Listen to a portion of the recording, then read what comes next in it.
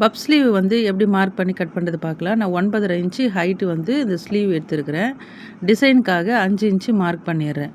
2 inch அகலம் வச்சு இதை வந்து நம்ம ஸ்கேல் வச்சு நம்ம கட் பண்ணிடலாம். டிசைனுக்கு 5ம் அகலம் வந்து 2 இன்ச்சு வச்சு இப்படி கட் பண்ணிடலாம். இப்படி கட் பண்ணிவிட்டு இது மெயின் ஃபேப்ரிக்கில் வச்சு இந்த வி ஷேப்பை வந்து நம்ம தைச்சி எடுத்துகிட்டு கீழே பாட்டம் தைச்சிடலாம். சைடில் வந்து தைக்கக்கூடாது, ஏன்னா இது நம்ம திருப்பி எடுக்க போகிறோம். அதனால் சைடில் தைக்காமல் பாட்டமும் வி ஷேப் மட்டும் கட் பண்ணிடலாம். இப்போ சாரீ பீஸை எடுத்து இதை வந்து நம்ம ஒரு 5 இன்ச்சு நம்ம வச்சோம் இல்லையா, இது ஒரு 6 இல்லை ஒரு 7 இன்ச்சு வந்து அகலம் எடுத்துடலாம். ஏன்னு பார்த்தீங்கன்னா நம்ம ஸ்டிச் பண்ணும்போது நம்மளுக்கு வந்து அது தேவைப்படும். அதனால் இப்போ ஒன் சைடு மட்டும் ஃப்ளீட் எடுத்துகிட்டு ஒரு சைடு வந்து ஃபுல்லாக சுருக்கி எடுத்துடணும். பாருங்கள், ஒன் சைடு நான் ஃப்ளீட் வச்சுட்டேன். ஒரு பக்கம் சுருக்கி எடுத்து அதை ஒரு சின்ன தையல் போட்டுடலாம்.